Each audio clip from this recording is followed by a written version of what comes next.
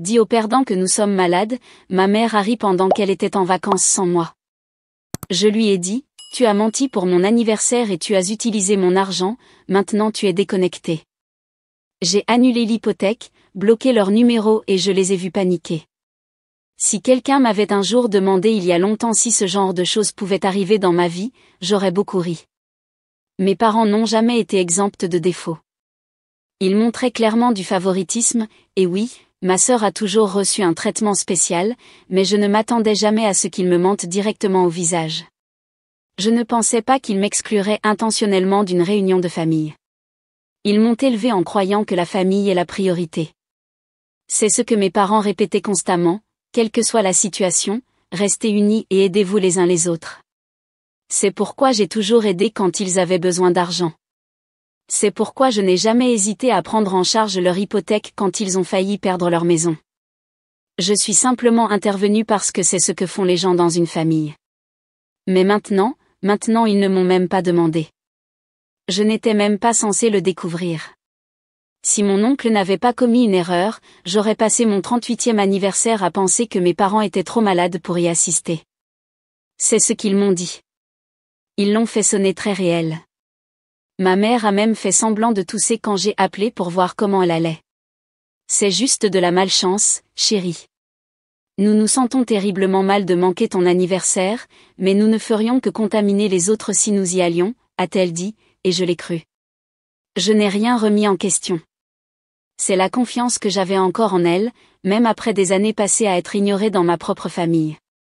Mais ensuite, mon oncle a trop bu au dîner. C'est alors que la vérité s'est échappée.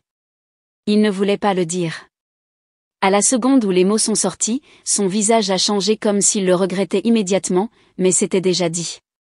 J'ai tout entendu. J'étais assis dans un restaurant avec lui, mon cousin et quelques amis pour mon 38e anniversaire sans mes parents, et ils ne se reposaient pas à la maison. Ils étaient en voyage, un voyage familial avec ma sœur, son mari, ses enfants, tout le monde profitant de belles et chaudes vacances pendant que j'étais assis à penser qu'ils étaient trop malades pour célébrer. Le pire, ce n'était pas un voyage soudain. Il avait été programmé pendant des mois. Ils savaient que mon anniversaire approchait et ils ont quand même décidé de ne pas m'inclure. J'ai eu envie de vomir. Puis mon oncle a continué à bafouiller ses excuses et a dit quelque chose d'autre par erreur, disons que nous sommes malades. Ce crétin va y croire. Ce crétin ? C'était moi. Ma propre mère avait dit ça de moi. J'étais assis en serrant mon verre, sentant que toute ma vie avait été une cruelle blague pour elle. J'avais passé tellement de temps à gérer le fait qu'elle choisissait toujours ma sœur, me traitant comme si je n'avais pas d'importance, et agissant comme si la vie de ma sœur était meilleure juste parce qu'elle était mariée et avait des enfants.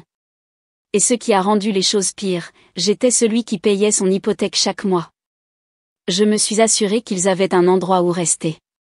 Ma sœur n'a pas donné un seul dollar. Sa prétendue famille parfaite n'a pas aidé du tout.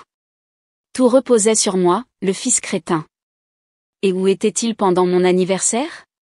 À siroter des boissons sur une plage, probablement en riant de la facilité avec laquelle j'ai cru leurs mensonges. J'ai forcé un sourire et j'ai terminé le repas, mais à l'intérieur, quelque chose s'est brisé. La partie de moi qui croyait encore que la famille est la priorité s'est finalement brisée. Ils m'ont montré à quel point je comptais peu pour eux. C'était maintenant mon tour de montrer ce que je ressentais. Cette nuit-là, j'ai à peine pu dormir. J'ai tout repassé encore et encore, le mensonge, le voyage, ma mère m'appelant crétin. Je voulais trouver une raison, quelque chose qui rendrait cela moins douloureux, mais il n'y en avait pas. Le lendemain matin, je n'étais plus triste. C'était fini. J'avais supporté leur favoritisme pendant des années. J'étais resté silencieux face à chaque blague qui était en réalité une insulte. J'avais laissé passer leurs ignorances de mes victoires. J'avais laissé faire le fait qu'ils me traitaient comme si j'étais moins parce que je n'étais pas mariée et que je n'avais pas d'enfant comme Déborah. Je me disais, c'est comme ça que fonctionne la famille, je dois vivre avec. Plus maintenant. J'ai ouvert mon ordinateur portable, je me suis connecté à ma banque, d'un simple clic, j'ai arrêté d'envoyer les paiements de l'hypothèque. C'était tout. Que le gendre préféré s'en charge maintenant. Je n'ai pas appelé. Je n'ai pas envoyé de texto.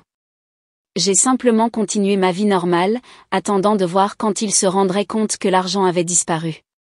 Je n'ai pas eu à attendre longtemps. Exactement une semaine plus tard, mon téléphone a explosé avec des appels manqués et des messages de ma mère, de mon père et même, surprise, de Déborah. Je n'ai répondu à aucun message.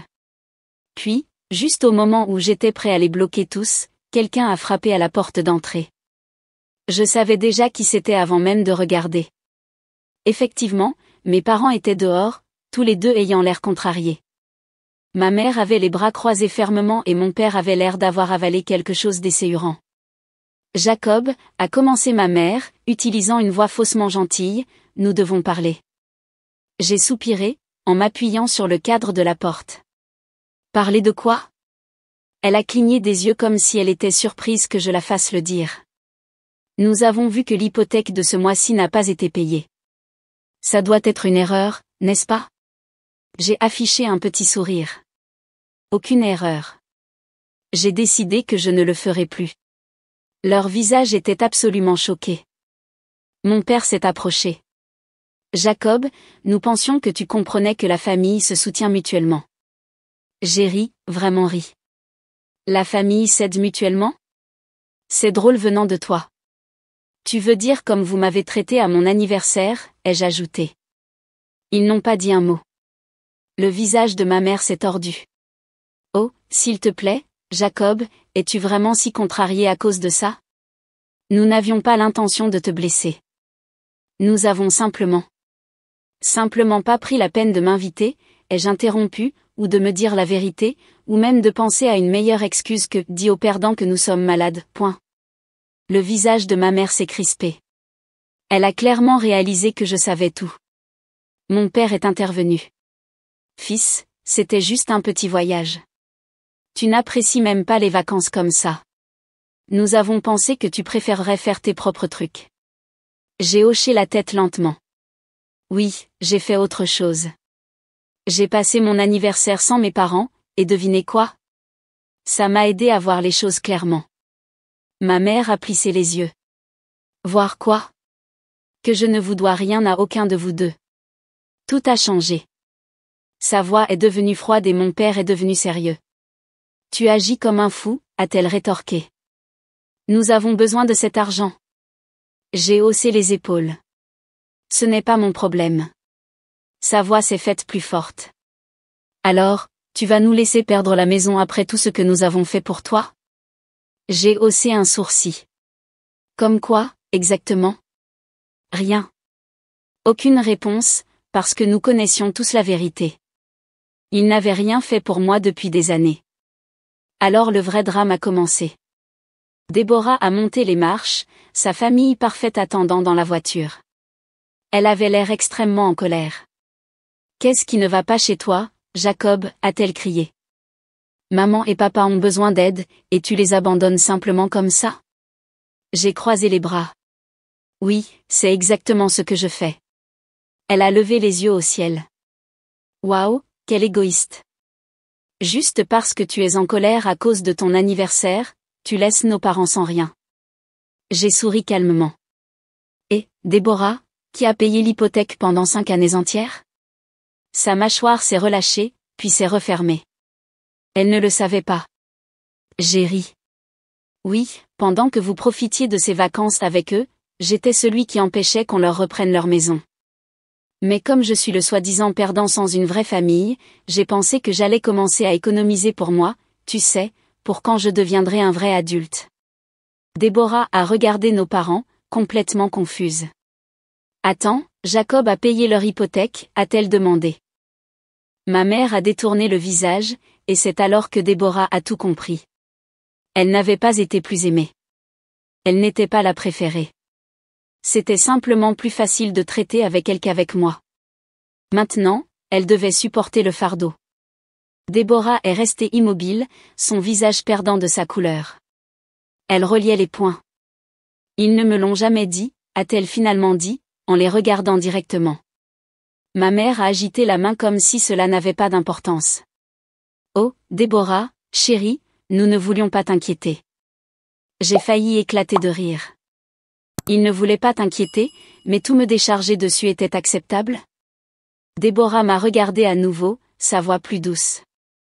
Attends, alors, quand tu dis que tu as fini de payer, tu veux dire que c'est tout? Oui, ai-je répondu. C'est ton tour maintenant. La panique s'est répandue sur son visage. Je ne peux pas supporter ça. Nous venons d'acheter une nouvelle voiture et nous prévoyons un voyage à Universal Studios pour les enfants. Mon père a parlé. Jacob, sois juste. Déborah a des enfants à charge. Elle ne peut pas soudainement assumer ce genre de coup. Oh, mais moi, je pouvais, ai-je répondu. Je les ai regardés, comprenant enfin qui ils étaient vraiment, la façon dont ils tordaient les choses, les astuces émotionnelles, la façon dont ils supposaient toujours que je resterais silencieux et ferais ce qu'ils voulaient. Mais plus maintenant. Ce n'est pas mon travail, ai-je dit à nouveau, parce que c'était incroyable de le dire. La bouche de Déborah s'est crispée, et pendant une seconde, j'ai pensé qu'elle pourrait crier, mais ensuite elle a fait quelque chose d'inattendu. Elle s'est tournée vers nos parents et a crié, « Pourquoi ne m'avez-vous jamais demandé de l'aide ?» J'ai cligné des yeux, surpris. J'ai supposé qu'elle se rangerait de leur côté, se mettrait en colère contre moi, mais au lieu de cela, elle a dirigé sa colère vers eux. Ma mère a soupiré fortement. « Chérie, tu as tes propres responsabilités. Nous ne voulions pas te déranger. »« Mais vous avez tout déchargé sur Jacob, » a crié Déborah. « Vous l'avez laissé tout payer et vous m'avez gardé dans l'ignorance. » Elle criait maintenant. Mes parents n'étaient pas préparés à cela. Ils n'avaient jamais vu Déborah se défendre auparavant. Elle a toujours été l'exemple brillant, celle qu'ils traitaient comme la perfection, mais maintenant, elle semblait tout remettre en question. « Vous avez toujours dit que Jacob était l'égoïste, » a-t-elle dit, la voix tremblante, qu'il ne savait pas ce que signifiait un engagement réel, que je devais être celle qui maintient la famille unie. Elle s'est tournée et m'a regardée, m'a vraiment vue. Mais en réalité, c'était simplement plus facile. Ça ne vous coûtait rien. Ma mère a essayé de saisir son bras. Chérie, ne sois pas si dramatique. Déborah s'est écartée. Mon père a laissé échapper un soupir. Déborah, nous pensions juste. Non, a-t-elle rétorqué. Je ne vais pas écouter ça. Puis elle m'a regardé à nouveau, et ce qu'elle a dit ensuite m'a encore plus surpris. Jacob, a-t-elle dit, en se frottant le front, je ne sais même pas comment commencer, mais je suis désolée. Je ne le savais vraiment pas. Je suis restée à la regarder. Jamais, pas une seule fois, je ne l'avais entendu prononcer ces mots avant que je puisse même penser. Elle a lâché un rire sec. Vous savez quoi, maman, papa, résolvez ça vous-même. Je ne vais pas non plus payer pour votre stupide maison. J'ai failli tomber, et pour la première fois, nos parents ont semblé terrifiés. Tout le monde s'est tu. Ils sont restés immobiles comme si leur monde venait de s'effondrer. Déborah. Tu ne peux pas dire ça sérieusement, a finalement dit ma mère, en regardant Déborah d'une voix tremblante. Chérie, ne dis pas des choses que tu vas regretter. Déborah a ricané. Je le dis sérieusement. Je ne vais pas réparer votre gâchis. Vous auriez dû y penser avant de trahir la seule personne qui essayait d'aider. Je suis restée là, incapable d'y croire. Était-ce réel? Mon père a fait un pas en avant, essayant de reprendre le contrôle. Déborah, ne te laisse pas tromper par Jacob. Il a toujours été jaloux de toi. Il adore voir ça arriver. Je suis intervenue. Oh, bien sûr, j'ai vraiment apprécié qu'on me mente pour mon anniversaire. Les yeux de ma mère ont oscillé entre nous. Ses mains tremblaient maintenant. Bien. Qu'elle ressente au moins un peu de ce que j'ai gardé à l'intérieur pendant des années. Vous êtes tous les deux nos enfants, a-t-elle dit, suppliant. Vous ne pouvez pas simplement partir. Déborah a ri, un rire profond et réel. Mais ils ont pu ignorer Jacob pour son 38e anniversaire parce qu'il n'est pas marié et qu'il n'a pas d'enfant, parce qu'ils ont décidé qu'il n'avait pas d'importance. Ils n'ont rien dit. Puis Eric, le mari de Déborah, a baissé la vitre de la voiture et a crié, « On y va ou pas ?» Déborah s'est tournée vers moi. Je dois y aller, mais Jacob, je te promets qu'on parlera bientôt. J'ai hoché la tête. Je n'étais pas prêt à comprendre tout ça pour l'instant, mais quelque chose dans sa voix me disait qu'elle était sérieuse. Elle a affronté nos parents une fois de plus. J'espère que vous réglerez le problème de la maison. Puis elle s'est éloignée. Juste comme ça, sans plus. Il n'y avait plus que ma mère et moi maintenant, son visage s'est effondré. Jacob, s'il te plaît, a-t-elle murmuré, à peine audible. Nous t'avons élevé. Nous nous sommes souciés de toi. Tu ne peux pas nous faire ça. J'ai secoué la tête. Vous l'avez fait à vous-même. Et puis j'ai fermé la porte. Pendant les 3 jours suivants, mon téléphone n'a pas cessé de sonner. Messages, appels, messages vocaux, même des courriels continuaient d'arriver, tous me suppliant de changer d'avis. J'ai tout ignoré. Pas une seule fois je n'ai répondu. Mais au 4e jour, quelque chose d'inattendu s'est produit. La banque a appelé. Monsieur Carter, a dit la femme au téléphone, nous vous contactons pour confirmer un changement dans les paramètres de votre hypothèque. Il semble que quelqu'un ait essayé de redémarrer les paiements automatiques en utilisant vos anciennes coordonnées bancaires. Nous voulions vérifier si cela a été approuvé par vous. Je me suis immédiatement redressée. Excusez-moi, ai-je demandé.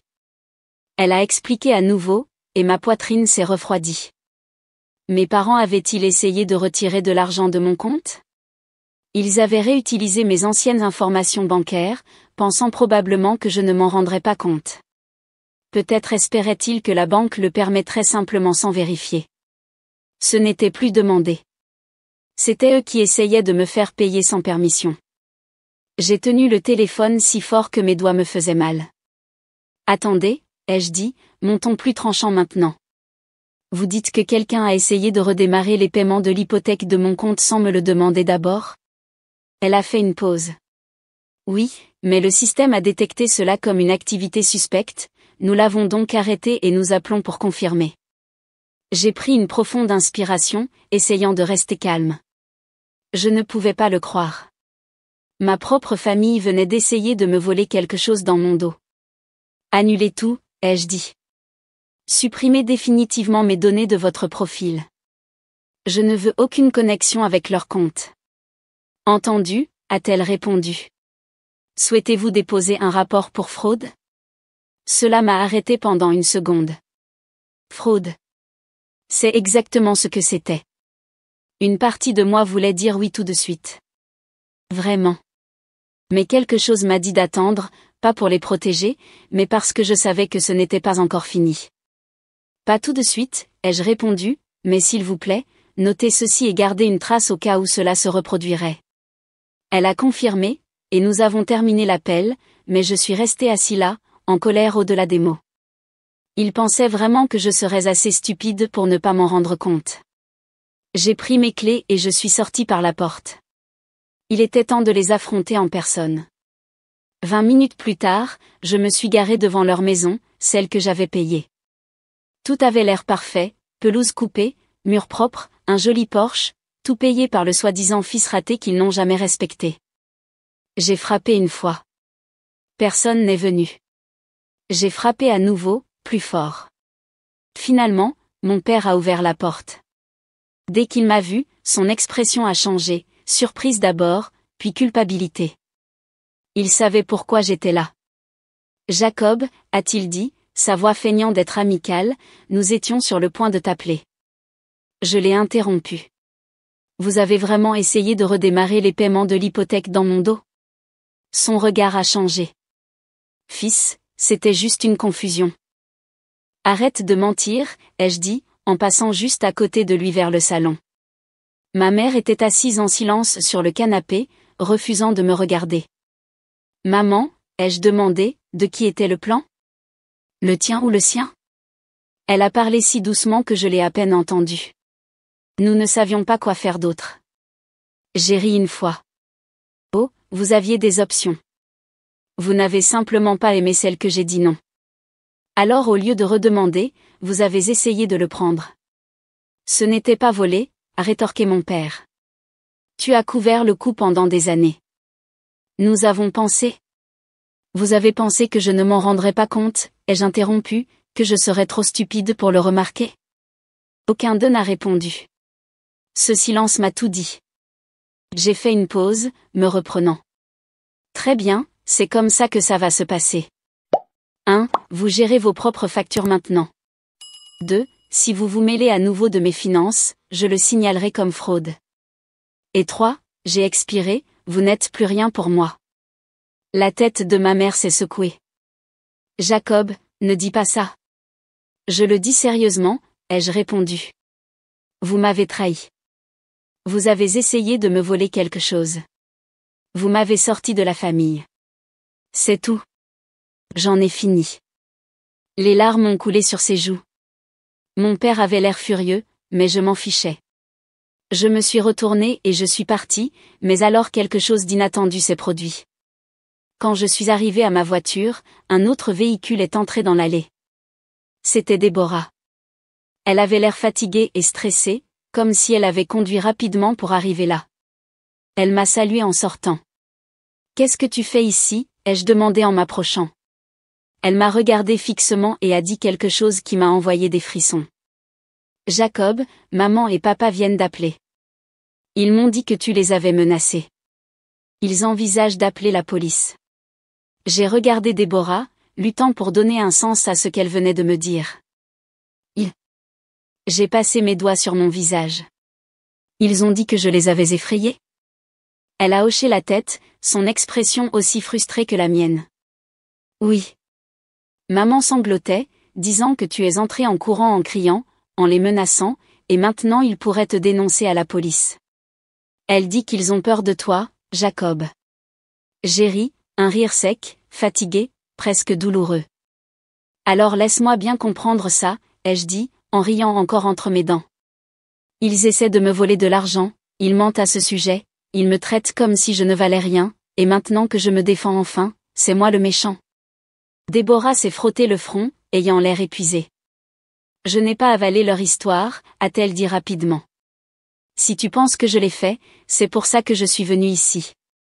Je voulais entendre la vérité de toi. J'ai respiré et j'ai secoué la tête. Ils agissent toujours comme si c'était eux les victimes. C'est leur routine. Déborah a croisé les bras. Alors, que s'est-il réellement passé? J'ai tout expliqué, l'appel téléphonique de la banque, la tentative de fraude, la dispute et comment je leur ai dit que j'en avais fini. Une fois que j'ai terminé, son visage n'a pas beaucoup montré. Puis elle a murmuré, « Je crois que je te déteste. » J'ai cligné des yeux, confus. Elle a soupiré. « Tu sais ce que maman m'a dit au téléphone ?» Elle m'a dit, « Déborah, chérie, tu es la seule qui reste en qui nous pouvons avoir confiance. Tu es tout ce que nous avons maintenant. » Je suis restée à la regarder. « Tu es sérieuse ? » Complètement. Elle a dit. Elle ne semblait même pas blessée de te perdre. Seulement ennuyée comme si tu étais un problème qu'elle ne voulait pas gérer. Ça a brisé quelque chose en moi. J'ai pris mon téléphone, j'ai ouvert ma liste de contacts, j'ai trouvé les numéros des deux parents et je les ai bloqués. Ensuite, j'ai ouvert une conversation avec mon cousin, mon oncle et les amis qui se sont montrés pour moi à mon anniversaire, j'ai écrit « Changement de numéro ». Si vous recevez des messages de mes parents, ne répondez pas. Déborah est restée à observer en silence. Tu fais vraiment ça? Oui, ai-je dit. Nouveau numéro, en les bloquant partout. J'en ai fini. Elle a soupiré. Honnêtement, je pense à le faire aussi. Je l'ai regardée, surpris. Toi? Celle que vous avez toujours favorisée? Elle a affiché un sourire ténu et triste. Plus maintenant. Ils ne nous aiment pas, Jacob. Ils se soucient seulement de ce que nous leur donnons. Au moment où nous cessons d'être utiles, ils arrêtent de faire semblant qu'ils se soucient de nous. Ce n'est que maintenant que je m'en rends compte. Je l'ai regardé fixement. Alors, quelle est ta prochaine étape? Elle a lâché un rire sans humour. D'abord, je vais annuler les vacances à Universal Studios. Ça m'a en fait sourire. Puis son visage est devenu sérieux. Après ça, je crois que j'ai besoin de temps loin. Peut-être pour toujours. J'ai hoché la tête lentement. Si tu as besoin d'aide pour les gérer, ne m'appelle pas. Elle a ri entre ses dents. Juste. Nous sommes restés silencieux pendant quelques secondes, et pour la première fois, j'ai ressenti quelque chose d'inconnu, la liberté. Je me suis tournée vers ma voiture. J'en ai fini ici. Elle a hoché la tête. Moi aussi. Et c'était tout. Je suis montée dans ma voiture et je suis partie. Cette nuit-là, j'ai changé mon numéro, je me suis débarrassée des vieux courriels, je les ai bloqués partout. Plus de culpabilité, plus de pression, plus d'être utilisé. Il a fallu 4 décennies pour comprendre une chose, être lié ne signifie pas que quelqu'un se soucie. Les gens qui m'ont élevé? Ils ne l'ont jamais vraiment fait.